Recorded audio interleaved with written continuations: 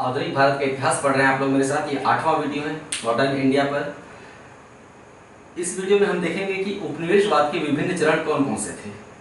भारत में जो ब्रिटिश उपनिवेशवाद था वो कई चरणों में विभक्त था, यानी उसका स्वरूप अलग अलग कालों में अलग अलग था। उसे हम उपनिवेशवाद के विभिन्न चरण कहते हैं। आइए इसे स्टार्ट करते हैं। भारत में ब्रिटिश राज की स्थापना का मूल उद्देश्य क्या था? भारत में ब्रिटिश राज, जो कि 1757 में प्लासी के युद्ध से ब्रिटिश राज की स्थापना हुई, प्लासी के युद्ध से। तो भारत में ब्रिटिश राज की स्थापना का मूल उद्देश्य भारत पर शासन को ब्रिटेन के लिए फायदेमंद बनाना था। ठीक है, पहली बात, भारत पर शासन को ब्रिटेन के लिए फायदेमंद बनाना था। उपनिवेशवाद को समझने से पहले, उपनिवेशवाद के विभिन्न चरण को समझने से पहले आइए हम उपनिवेशवाद को ध्यान देते हैं कि उपनिवेशवाद होता क्या है। उपनिवेशवाद साम्राज्यवाद से पूर्व की अवस्था है, मतलब पहले की अवस्था है उपनिवेशवाद, जिसका अर्थ है किसी देश द्वारा किसी विदेशी क्षेत्र पर सत्ता स्थापित करके या शासन स्थापित करके अधिकाधिक लाभ कमाना। किसी विदेशी क्षेत्र पर प्रत्यक्ष शासन स्थापित करके अधिकाधिक लाभ कमाना, यानी विदेशी क्षेत्र पर जो शासन स्थापित होता है उसका उद्देश्य उस देश को फायदा पहुंचाना नहीं है, बल्कि मूल देश को, यानी जो देश शासन कर रहा है, मूल देश को अधिक से अधिक लाभ पहुंचाना होता है। इसका मतलब है कि जिस देश में उपनिवेश स्थापित किया जाता है, जो विदेशी क्षेत्र है जिसे उपनिवेश बनाया जाता है, उसका शोषण किया जाता है। ठीक है, ऐसे में जो शासित देश होता है वो उपनिवेश कहलाता है ना। शासक देश और शासक देश जो भी नीतियां और कार्यक्रम बनाता है वो उपनिवेश के शोषण के लिए बनाता है। जो भी नीतियां और कार्यक्रम शासक देश द्वारा बनाया जाता है वह उपनिवेश के शोषण के लिए बनाया जाता है। ये होता है उपनिवेशवाद। यानी उपनिवेश में जो भी नीतियां और कार्यक्रम बने, चाहे आर्थिक नीतियां कार्यक्रम, चाहे राजनीतिक प्रशासनिक, उसका उद्देश्य उपनिवेश का शोषण करना होता है, न कि उपनिवेश को फायदा पहुंचाना।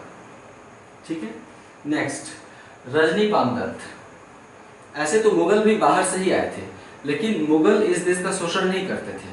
मुगल इसी देश में राज करते थे, इस देश की मुद्रा किसी दूसरे देश में नहीं ले जाते थे, है ना। नेक्स्ट, रजनी पामदत्त ने अपनी पुस्तक, रजनी पामदत्त की एक बहुत ही महत्वपूर्ण पुस्तक है इंडिया टुडे, यानी आज का भारत। इन्होंने अपनी पुस्तक इंडिया टुडे में भारत में ब्रिटिश उपनिवेशवाद को 3 चरणों में बांटा है। ये 3 चरण कौन कौन से हैं? वाणिज्यिक पूंजीवाद का चरण, जो कि 1757 में प्लासी के युद्ध से प्रारंभ होता है और 1757 से 1813 तक चलता है। सवाल पूछा जाएगा कि 1757 से 1813 तक का चरण किस नाम से जाना जाता है? जो उपनिवेशवाद का चरण था उसे हम वाणिज्यिक पूंजीवाद का चरण कहते हैं। इसके बाद औद्योगिक पूंजीवाद का चरण 1813 से 1857 तक, क्रांति तक, है ना। नेक्स्ट, वित्तीय पूंजीवाद का चरण 1858 से 1947 तक। उपनिवेशवाद के 3 चरण है, वाणिज्यिक पूंजीवाद, औद्योगिक पूंजीवाद और वित्तीय पूंजीवाद। 3 चरणों में विभाजित करने का काम रजनी पामदत्त ने अपनी पुस्तक इंडिया टुडे में किया है। ये सवाल पूछा गया है कि किस इतिहासकार ने भारत में उपनिवेशवाद को 3 चरणों में विभक्त किया है? आप कहेंगे रजनी पामदत्त ने अपनी पुस्तक इंडिया टुडे में। नेक्स्ट, इसमें आज हम पहले चरण का अध्ययन करेंगे मुख्य रूप से। वाणिज्यिक पूंजीवाद क्या था, इसमें गतिविधियां क्या रही, भारत का शोषण कैसे हुआ और प्रभाव कैसे पड़ा। वाणिज्यिक पूंजीवाद का चरण यानी पहली अवस्था, प्रथम अवस्था वाणिज्यिक पूंजीवाद 1757 से 1813 तक। ब्रिटिश उपनिवेशवाद, भारत में जो ब्रिटिश उपनिवेशवाद था उसकी शुरुआत कब हुई, यानी भारत उपनिवेश कब बना? आपसे पूछा जाएगा कि भारत उपनिवेश कब बना, आपका जवाब होगा 1757 में। भारत में ब्रिटिश उपनिवेशवाद की शुरुआत 1757 में होती है, जब प्लासी विजय के बाद बंगाल पर अंग्रेजों का प्रभुत्व स्थापित हो जाता है। प्लासी में विजय के पश्चात बंगाल पर कंपनी का प्रभुत्व स्थापित हुआ। उसी समय भारत में उपनिवेशवाद का प्रारंभ होता है और इसी समय भारत में वाणिज्यिक पूंजीवाद का पहला चरण प्रारंभ होता है, यानी उपनिवेशवाद का पहला चरण वाणिज्यिक पूंजीवाद। वाणिज्यिक पूंजीवाद का अर्थ होता है मुख्य रूप से व्यापार के माध्यम से लाभ कमाना। इस काल में कंपनी के 2 उद्देश्य थे। कौन कौन से थे? एक, भारत के साथ व्यापार पर एकाधिकार करना। आपने देखा होगा कि कई विदेशी कंपनियों का आगमन हुआ था। फ्रांसीसी भी आए थे, अंग्रेज भी आए थे, डच भी आए थे और पुर्तगाली भी आए थे। लेकिन अंग्रेजों ने धीरे धीरे व्यापार पर, भारत के साथ जो व्यापार था उस पर अंग्रेजों ने पूरी तरह से एकाधिकार कर लिया, क्योंकि एकाधिकार की स्थिति में अधिकतम लाभ कमाया जा सकता है, प्रतिस्पर्धा नहीं रहती है ना। लोगों को मजबूर किया जा सकता है कि तुम्हारी वस्तुएं मैं ही खरीद सकता हूँ, कोई दूसरा यहाँ है नहीं और तुम्हें सस्ते दाम में मुझे बेचना पड़ेगा। तो भारत के पहला उद्देश्य था भारत के साथ व्यापार पर एकाधिकार स्थापित करना, क्योंकि इसी अनुकूल स्थिति में कंपनी भारत में सस्ती वस्तुएं खरीद सकती थी, अधिक से अधिक सस्ती वस्तुएं खरीद सकती थी और उसे महंगे दामों पर बेच सकती थी, क्योंकि कंपनी का कोई दूसरा प्रतिस्पर्धी भारत में नहीं था। ठीक है, तो ये था व्यापार पर एकाधिकार का लाभ। दूसरा उद्देश्य क्या था कंपनी का? भारत की सत्ता पर नियंत्रण स्थापित कर भारत के राजस्व पर एकाधिकार स्थापित करना। ठीक है, सत्ता पर नियंत्रण स्थापित कर भारत के राजस्व पर एकाधिकार। पहला व्यापार पर एकाधिकार, उसके बाद सत्ता स्थापित कर या सत्ता पर नियंत्रण स्थापित कर राजस्व पर एकाधिकार करना। यह उद्देश्य कब प्राप्त हुआ? प्लासी और बक्सर युद्ध से प्राप्त हुआ। प्लासी और बक्सर युद्ध के बाद कंपनी को बंगाल में राजनीतिक सत्ता हासिल हुई और साथ ही आप देखेंगे, आपने देखा है कि इलाहाबाद की संधि के माध्यम से शाह आलम द्वितीय ने अंग्रेजों को बंगाल, बिहार और उड़ीसा की दीवानी दे दी थी, है ना। तो प्लासी बक्सर युद्ध के बाद राजनीतिक नियंत्रण स्थापित हुआ और राजस्व पर एकाधिकार स्थापित हुआ, बंगाल के राजस्व पर, क्योंकि दीवानी मिल गई थी, राजस्व वसूलने का अधिकार मिल गया था, है ना। तो व्यापार पर भी अधिकार स्थापित हुआ और राजस्व पर भी एकाधिकार स्थापित हुआ। इसी के बाद वास्तव में भारत का शोषण और धन का बहिर्गमन प्रारंभ होता है। इसी के बाद वास्तव में भारत का शोषण और धन का बहिर्गमन प्रारंभ हुआ। कैसे? कंपनी इससे पहले भारत से माल खरीदने के लिए इंग्लैंड से मुद्रा लाती थी। भारत से माल खरीदने के लिए कंपनी को इंग्लैंड से मुद्रा लाना पड़ता था। लेकिन अब क्या स्थिति है? सत्ता पर नियंत्रण स्थापित करने के बाद राजस्व पर भी एकाधिकार स्थापित हो गया है बंगाल की। तो कंपनी को मुद्रा लाने की जरूरत है इंग्लैंड से? नहीं। अगर भारत में वस्तुएं खरीदनी है, व्यापार पर एकाधिकार कर लिया है वस्तुएं खरीदने के लिए, अब मुद्रा चाहिए, वो भी इंग्लैंड से लाने की जरूरत नहीं, वो भी भारत में उनके कदमों में है ना। बंगाल, बिहार, उड़ीसा की दीवानी प्राप्त हो गई थी। तो कंपनी ने भारतीय माल खरीदने के लिए इंग्लैंड से मुद्रा मंगाना बंद कर दिया। समझ रहे हैं?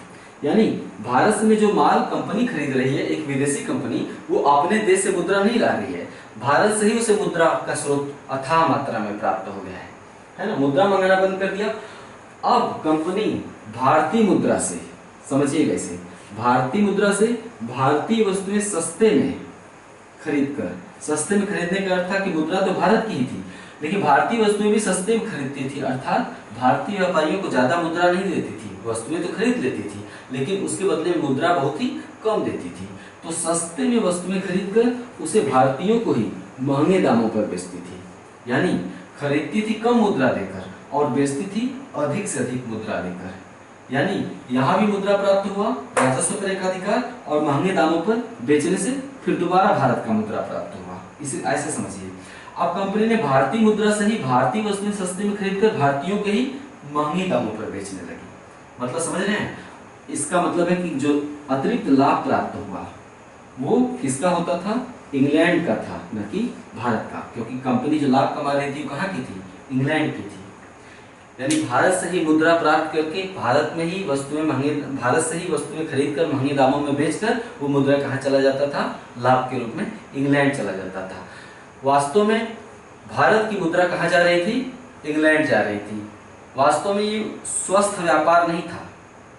व्यापार तो तब होता जब इंग्लैंड से मुद्रा आती है और भारत से वस्तुएं खरीदा जाता, लेकिन भारतीय मुद्रा से ही भारतीय वस्तुएं सस्ते में खरीदकर महंगे दामों पर बेचकर जो लाभ मिलता था चला जाता था इंग्लैंड। यही है मुद्रा अथवा धन का भारत से इंग्लैंड की तरफ बहिर्गमन। समझ में आया? इसी से भारत का असली शोषण प्रारंभ होता है। कंपनी का पहला निशाना बना भारतीय हस्तशिल्प उद्योग।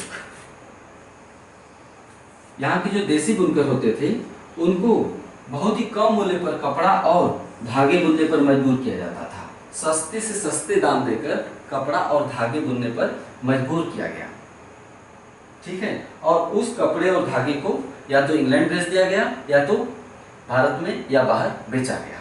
यानी भारत को मुद्रा दी ही नहीं जा रही थी, भारतीय व्यापारियों को मुद्रा दी ही नहीं जा रही थी, तो भारत में टिकेगी कैसे? सारी की सारी मुद्रा चली जा रही थी इंग्लैंड। तो धागे बुनने पर मजबूर किया, जिससे उनका बहुत अधिक से अधिक शोषण हुआ।